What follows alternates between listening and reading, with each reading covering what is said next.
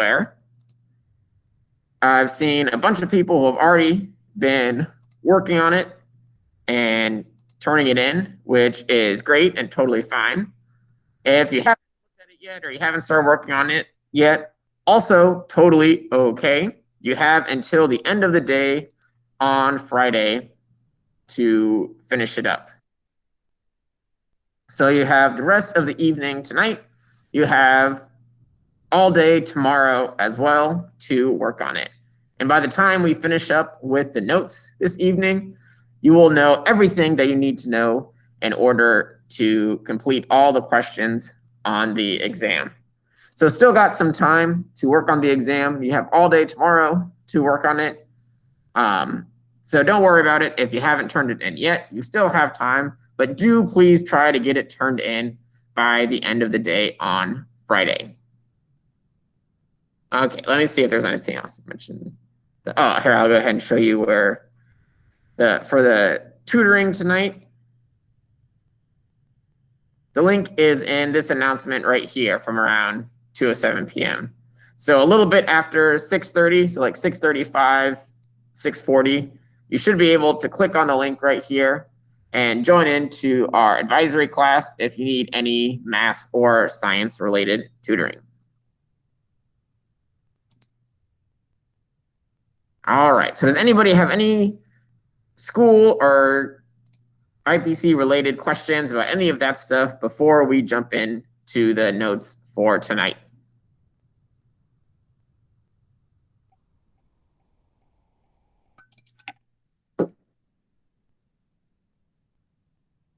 All righty.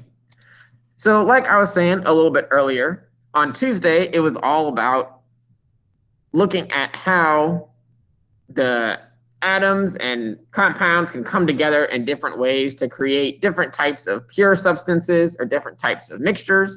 We talked about the homogeneous and the heterogeneous mixtures and all that fun stuff. Today, we're going to talk about how is it that those atoms actually do combine together.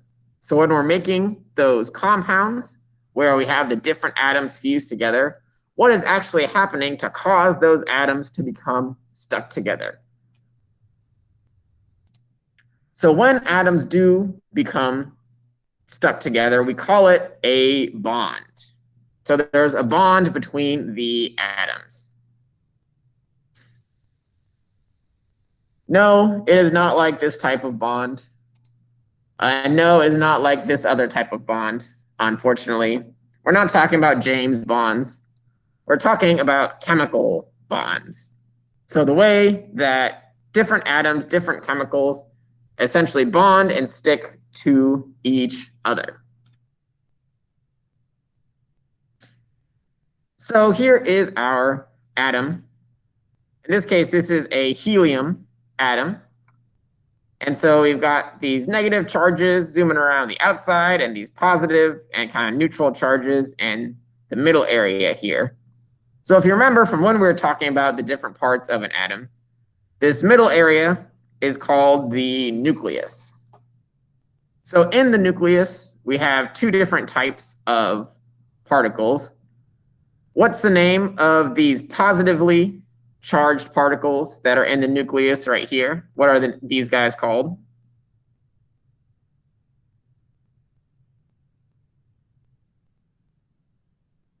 Electron, maybe. Not electrons. Those guys are protons. But which ones are the positive ones? Protons? Protons. Exactly. So remember, protons are positive. They both have P. Protons, positive. So protons are in the nucleus. Helium has 2 protons. So we've got 2 positives here. The nucleus also has these neutral guys that don't have any charge. So what are the neutral particles called?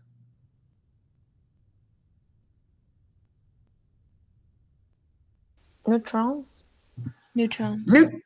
Neutrons. Bingo.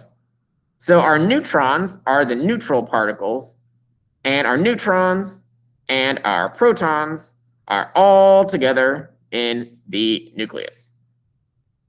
So we have one more little set of particles that is not in the nucleus. they are negatively charged, and they go around the outside of the atom in these shells. And so what are these guys called, our negative charges? Electrons. Electrons, exactly. So electrons are spinning around the outside of the atom in their electron shells. And then we have the positive protons and the neutral neutrons that are hanging out in the middle of our atom.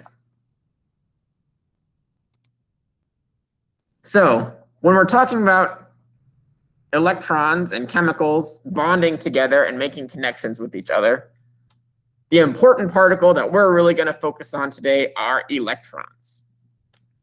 So a couple of reminders of the electron shells that we talked about last week. First thing to remember is that our atomic number, that small number at the top of the box of the periodic table, is how many protons that an atom has, which means that it also describes how many electrons an atom has.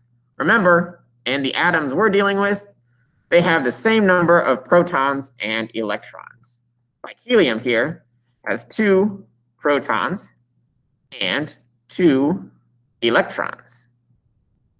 So that means that whatever the atomic number is, that's how many electrons that an atom has. So they happen at these different electron shells. And we talked about how there's 2 on the inner shell. There can be up to 8 on the second shell and up to 8 on the third shell. So we had kind of that 2, 8, 8 rule for electron shells. And however many electrons that an atom has determines how many will go on each shell of that atom. So the reason that we're going to focus so much on electron shells and electrons today is that these electron shells determine how an atom behaves when it encounters other atoms. So depending on what type or how many electrons that an atom has on its electron shells, that can change how it interacts with other atoms that it comes into contact with. And we'll learn a lot more about that as we talk about our different chemical bonds for today. So we have our negative electrons. They're on the outside of the atom, and they orbit in these electron shells. 2 on the first shell, 8 on the second shell, 8 on the third shell. Oh, see, there you go. 2 on the first shell, and 8 after that, 8 after that. So even, we're not really going to talk about any of the bigger electron shells, but they follow the same general rule as the second and third shells. So each shell, after you get past the first shell, can hold 8 electrons.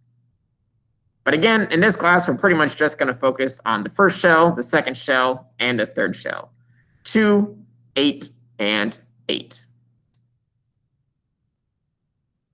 So the most important electrons for an atom, when it determines how it interacts with other atoms, are the electrons that are on the most outside shell. Whether that's your second shell or the third shell, or even bigger, whatever is your outside shell, that is going to be what's interacting with your other atoms. So these electrons are very, very important. So important that scientists gave them their own name. So they are called valence electrons. So valence electrons are the electrons that are on the outermost shell. If an atom is really small, it only has 2 electron shells, then the valence electrons are the ones on the second shell.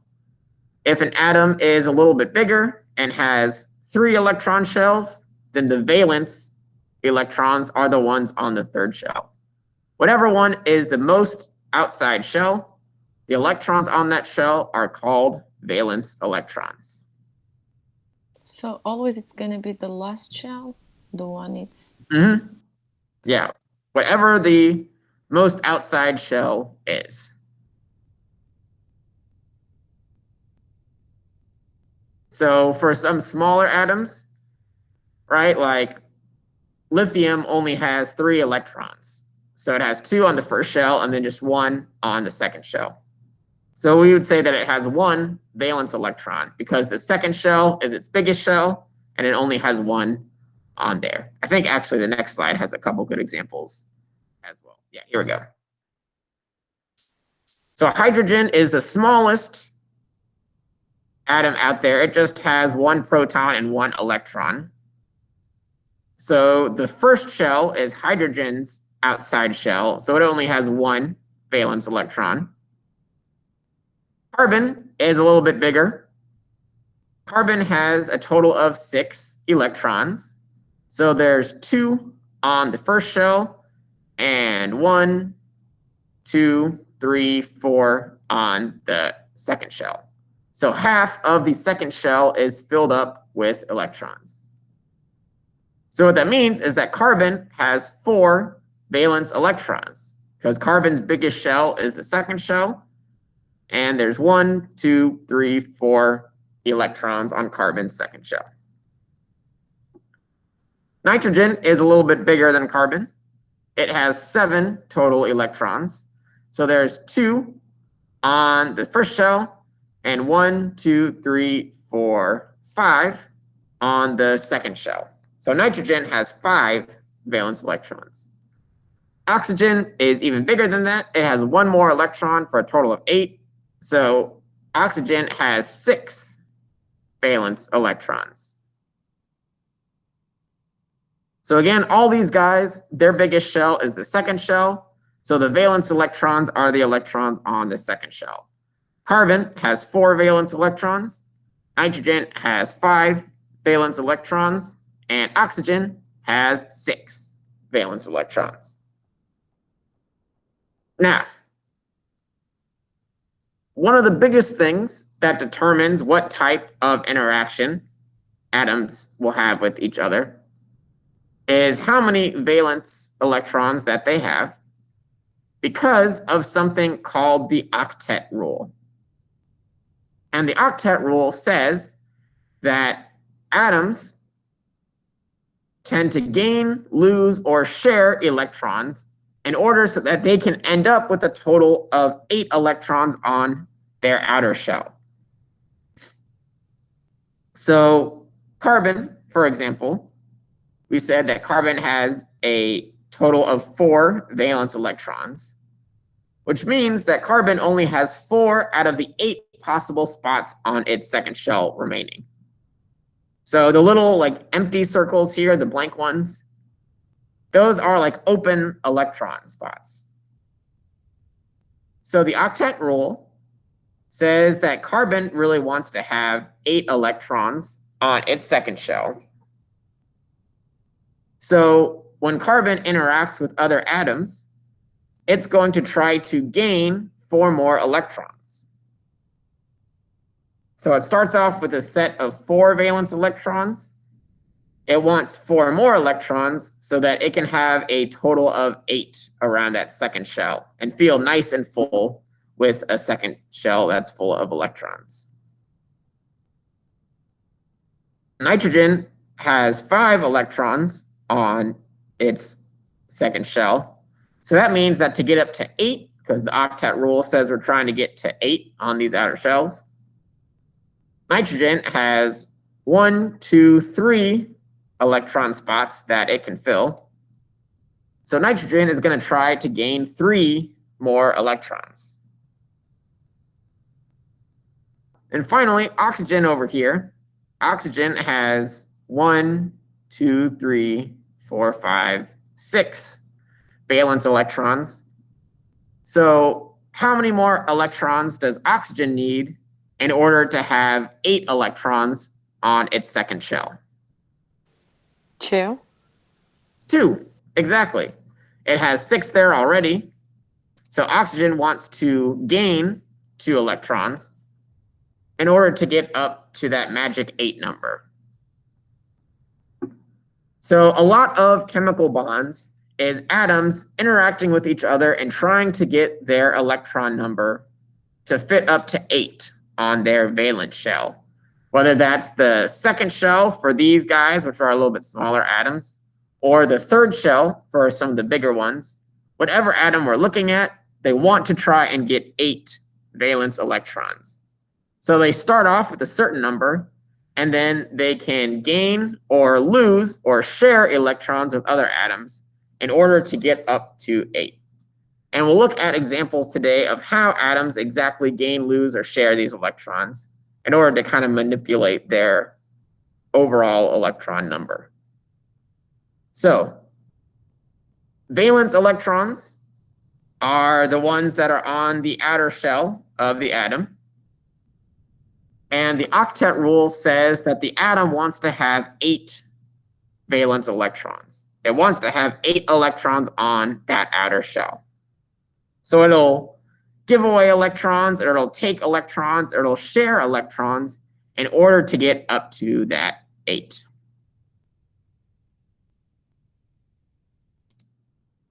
So some more examples of atoms. We were just talking about carbon and nitrogen and oxygen right here.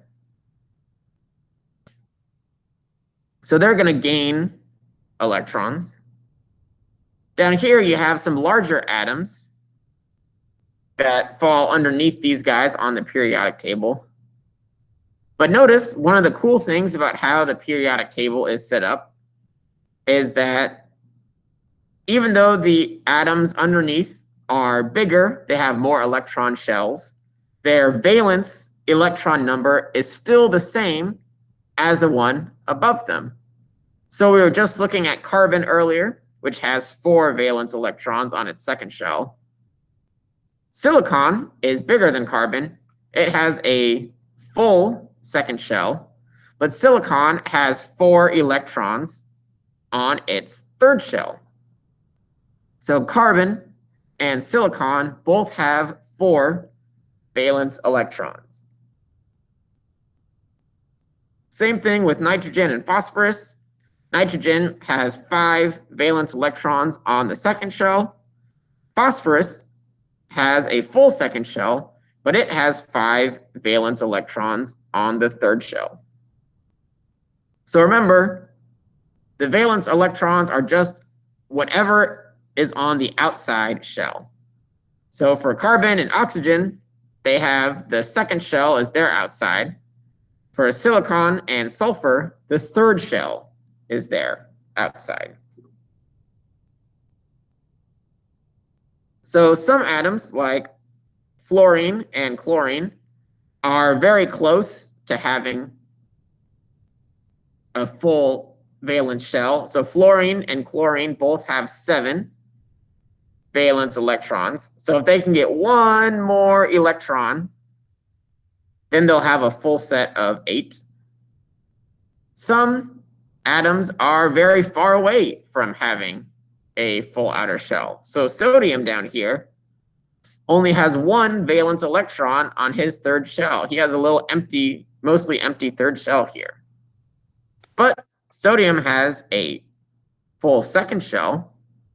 So if sodium can figure out a way to give away this outer shell electron, this 1 valence electron, then that third shell will go away and sodium will have a full second shell, which will make sodium happy.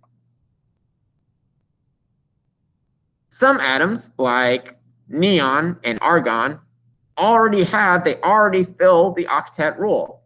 Neon has 8 electrons on its second shell, and argon has 8 electrons on its third shell. So neon and argon both have 8 valence electrons. So you may remember I briefly talked about the noble gases when we went over the different types of atoms, and I mentioned that they're very unreactive. That's because these guys already have 8 valence electrons. They don't want any more electrons coming in and messing up their numbers. So neon and argon do not want to mix and match electrons with all these guys out here. They're like, nope, I'm good. You guys stay over there. I'm fine just hanging out all by myself. So they do not want to bond and do not want to react with the other atoms. They're happy just having their 8 electrons and keeping it that way. These other guys, though, will react.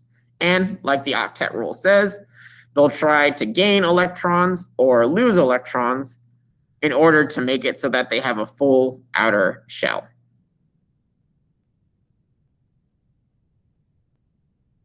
All right, so that's a little bit of an overview of what valence electrons are and how they work kind of with that octet rule. Does anybody have any questions so far about any of these electron, shell, or valence numbers that we've been talking about so far? Yes, Mr. Michael. I want to ask you about the sodium. For example, he's having like 1 in his third shell. So he's trying to lose or like gain? Yeah. So great question. And we'll actually get back to sodium in a little bit. But yeah, sodium has this 1 on its third shell. So if sodium could somehow lose that electron, lose its entire third shell, then it would be down to having a full second shell. And if this guy was gone, then the second shell would be a full second shell. So sodium then would fill the octet rule because its outer shell would be the second one since it lost that 1 electron. And its second shell already has 8 electrons on it. So some atoms that have not very many electrons in their valence shell, like sodium and magnesium, tend to lose electrons. Other atoms that have a lot of electrons on their valence shell and they're close to being full, like oxygen and sulfur and chlorine, they tend to gain or take electrons in order to get to that full shell. Okay, thank you so much. No worries. And we'll come back to talking about sodium and chlorine in just a couple more slides here. All right, great question though. Any other questions? Anything else about valence or octet rule electrons that you want me to go over before we move on?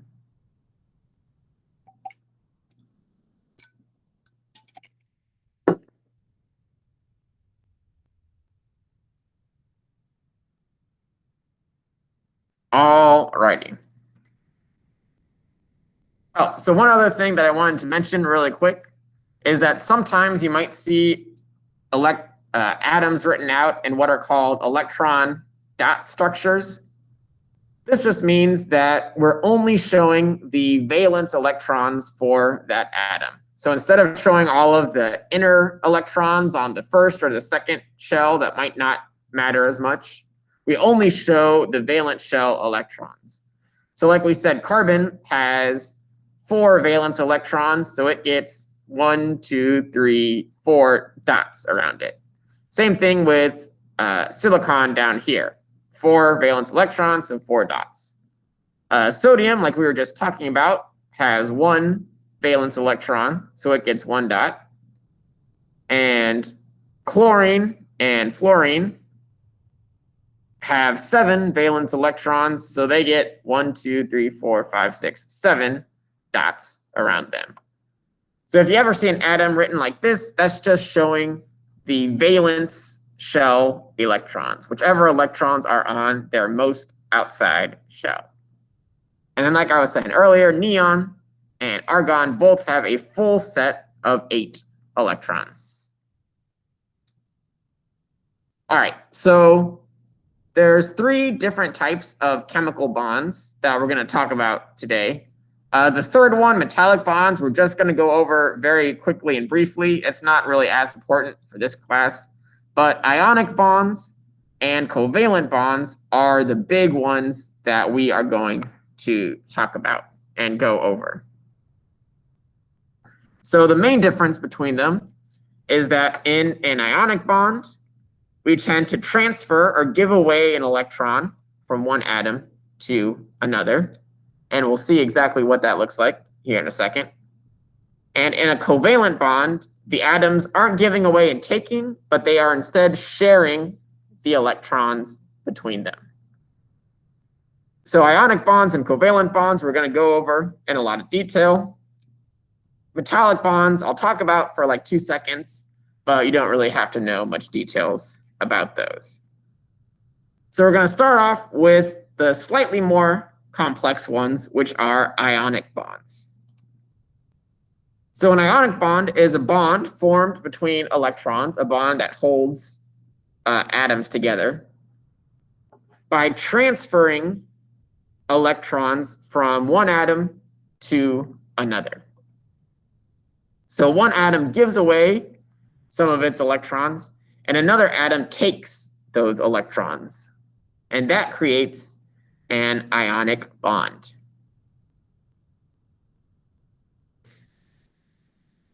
So when you see ionic bond, I want you to think transferring electrons or giving away electrons. That's how you make an ionic bond.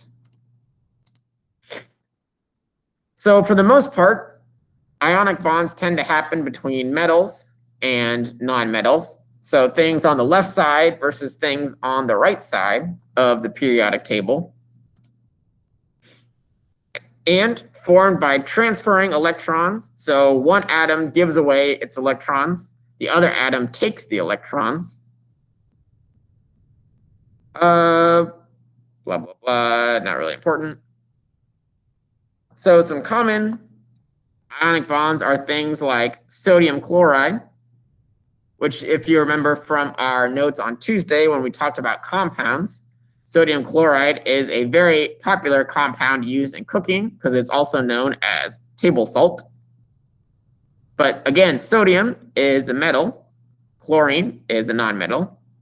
We also have calcium chloride between calcium, a metal, and chlorine, a nonmetal. And we have potassium oxide between potassium, a metal, and oxygen, a nonmetal.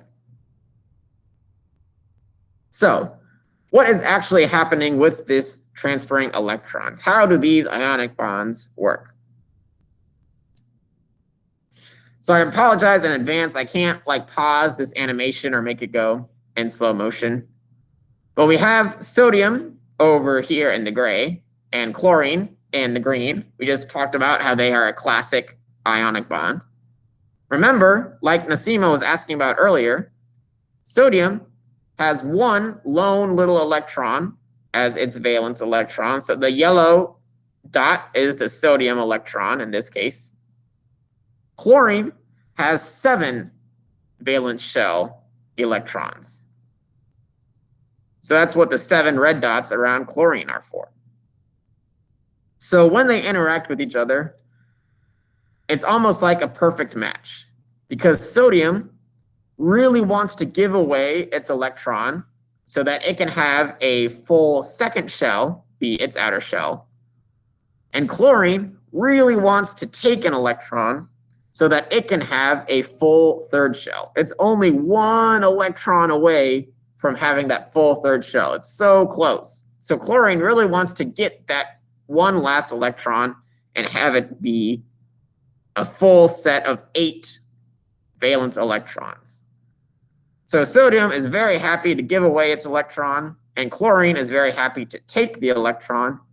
And because they are not sharing, because there is a transfer happening, sodium is transferring its electron over to chlorine.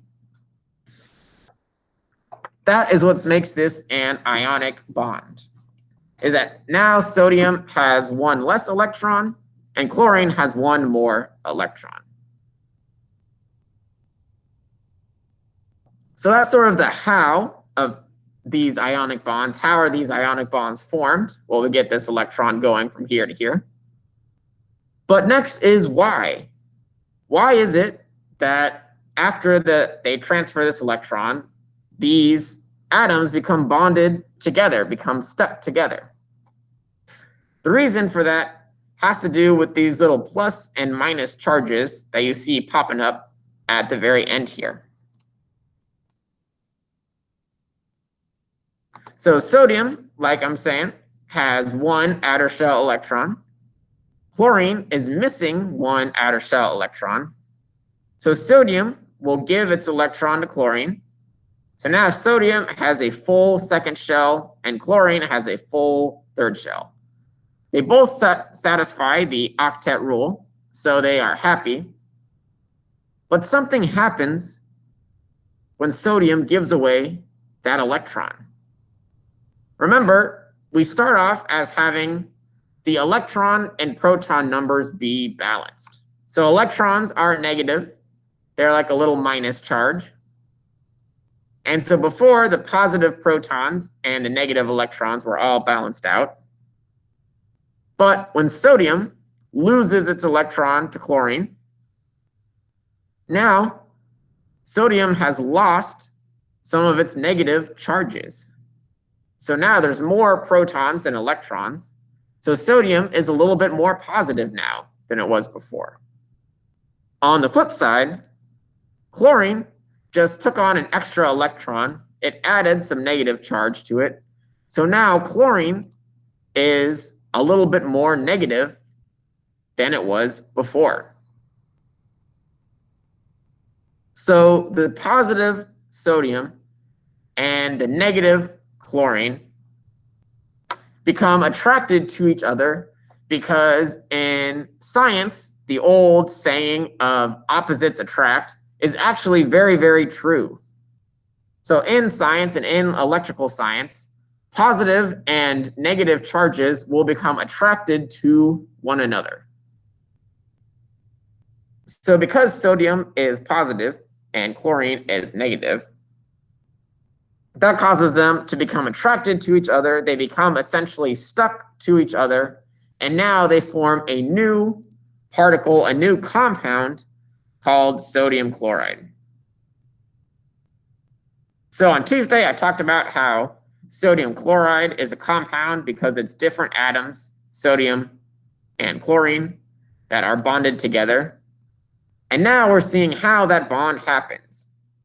That electron transfer from sodium to chlorine makes sodium positive, it makes chlorine negative, and the positive and negative attract to each other. So they become essentially stuck to each other or super attracted to the other one. So that's how ionic bonds make atoms fuse together or bonded together, because the positive and these negative charges attract one another. So now instead of being two separate atoms, they're one combined compound.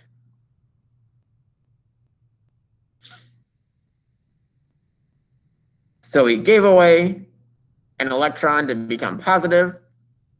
Chlorine took an electron and became negative. And now the positive and the negative attract and are together.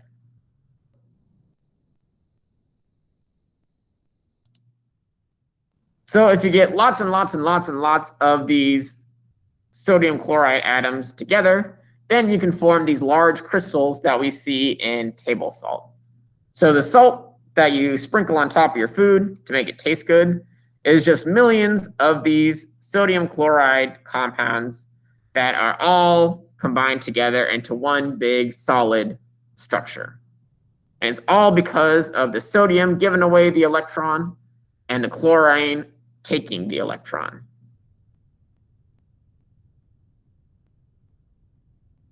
All right, so that is ionic bonding. Again, it's all about transferring those electrons. One loses some and one gains some.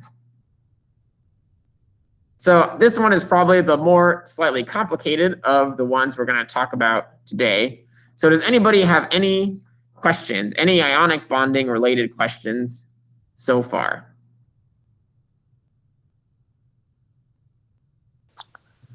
Mr. Michael, so it just when it's we're given it's a plus, right? And when we're taking, it's negative. Exactly. All right, thank you. So whenever atoms lose electrons, they're losing some of those negative charges, and so that makes them be a little bit more positive.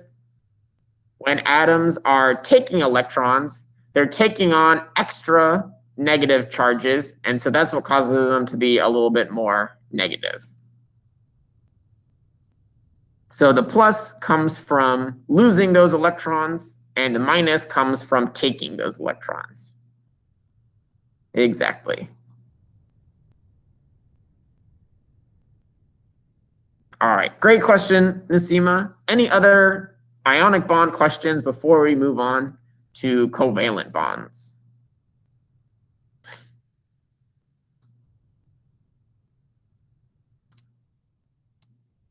All right, so covalent bonds are actually doing just what the name describes. Covalent, valent being like valence electrons, those outside electrons, and co being like both or like sharing. So in a covalent bond, atoms share some of their outer shell electrons. So instead of taking electrons and losing electrons, instead both atoms are sharing the same set of usually 1 or 2 electrons at a time. So instead of transferring, we are sharing. So covalent bonding, covalent is all about sharing those valence shell electrons. So in general, covalent bonds tend to happen between nonmetals. So before we had metal, nonmetal. Now we generally have 2 or more nonmetals. And again, we're sharing pairs of electrons. So both atoms are using the same pair of electrons in their outer shells. But I don't really worry about this third part. So things like oxygen. Oxygen really likes to bond with itself. And since oxygen is a nonmetal, it makes these covalent bonds with other oxygens. Other compounds that we talked about on Tuesday, things like carbon dioxide is 2 oxygens covalently bonded to a carbon, or water, H2O, is 2 hydrogens bonded to an oxygen. Again, carbon, oxygen, and hydrogen, oxygen are both nonmetals. They both occur over on the far right-hand side of the periodic table.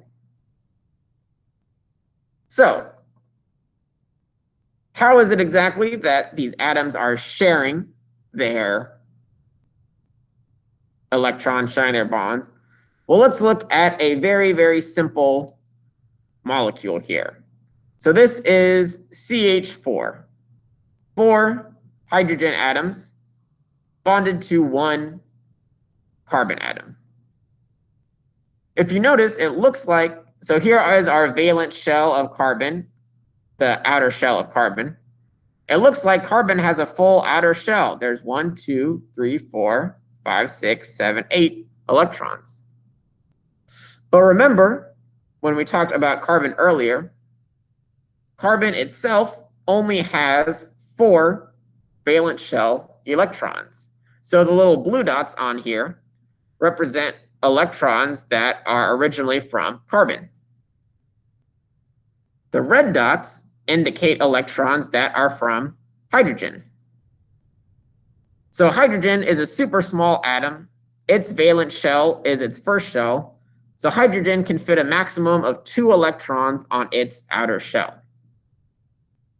So carbon has 4 electrons, which means that carbon is trying to add 4 more electrons in order to get up to 8. So it does this by sharing electrons. Each of its electrons, it shares with 1 hydrogen atom. So like down here, we have 1 atom, 1 electron from carbon and 1 electron from hydrogen. The hydrogen feels like it has a full second shell because it's sharing both of these 2 electrons. So again, hydrogen, very, very small. It's trying to get up to 2. So now this hydrogen feels like it has 2 electrons on its first shell, and carbon has added an electron to its collection. Same thing over here. Carbon and this hydrogen are sharing these electrons. Carbon brought 1, hydrogen brought 1. So now they both feel like this is a pair of 2. Same thing up here, 1 electron from carbon, 1 electron from hydrogen. So both are sharing a pair. And then finally over here, 1 electron from carbon and 1 electron from hydrogen. So now the hydrogens aren't giving away their electrons to carbon. They're still hanging around. Instead, they're sharing their one electron with carbon, and then carbon is sharing one of its electrons back with the hydrogen. So for each hydrogen, it feels like it has a full first shell because it's got 2 electrons that are being shared. And when all 4 hydrogens come and connect, carbon feels like it has a full second shell because it has 1, 2, 3, 4, 5, 6, 7, 8 electrons that are being shared in total. So the hydrogens are sharing their 4 individual electrons with carbon, and carbon is sharing one of its 4 second shell electrons with each hydrogen. So these covalent bonds are here because now the carbon and the hydrogen are essentially stuck together, right? They're both using the same set of electrons, so they have to stay together in order to keep up that sharing. So unlike the ionic bond, where it's the positive and the negative that are attracted to each other, in a covalent bond, they are essentially stuck to each other because they're both using this same set of electrons. All right, here's another kind of in motion example. Here we have like 2, it could be 2 fluorines, it could be 2 chlorine atoms, where each one of these guys has 7 outer shell electrons, which means that they both have 1 electron that isn't already kind of in one of these pairs. So we have 2, 4, 6, and then 7 on its own. So the left atom shares its 1 electron with the right atom. The right atom shares its 1 electron with the left atom. So when they both come together, they share those 2 electrons. And now each atom feels like it has 8 electrons on its outer shell. They each have their 7 of their own, plus the 1 that they are sharing that came from the other atom. Again, they're not giving away or taking these electrons from each other. They are sharing them. They're sticking together so that they both can make use of the same pair of electrons right in the middle here. So that's how these covalent bonds are formed. Atoms share valence shell electrons with each other. All right. Like I said, that one is a little bit more kind of straightforward than the ionic with all the giving and taking and stuff. Here, they're literally just coming together and kind of putting their resources together in order to get up to 8. But does anybody have any questions about covalent bonds? Anything about these guys that you want me to go back and go through a little bit more?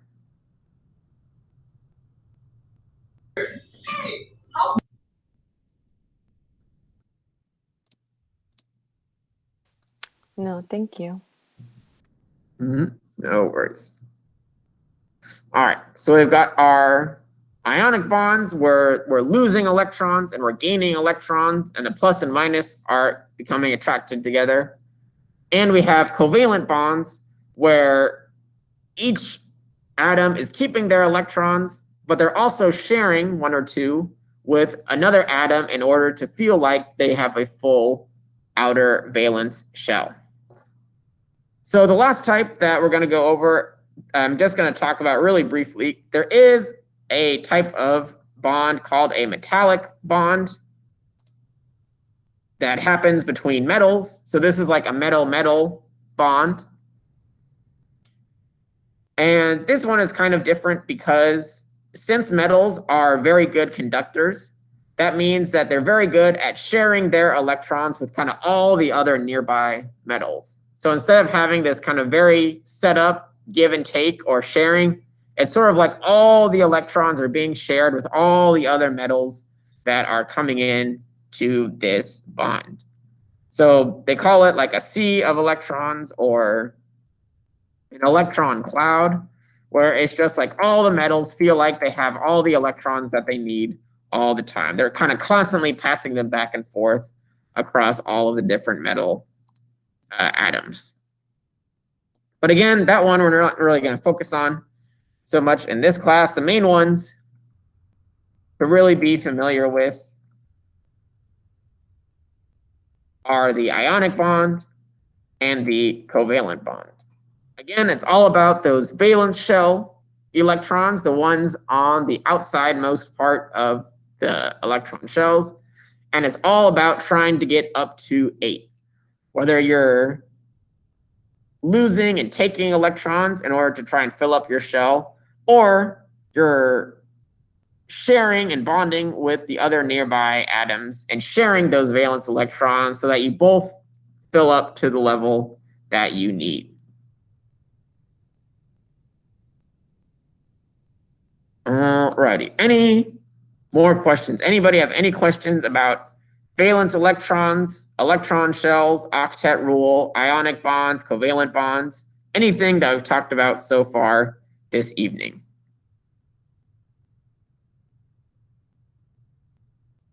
No, thank you. All right.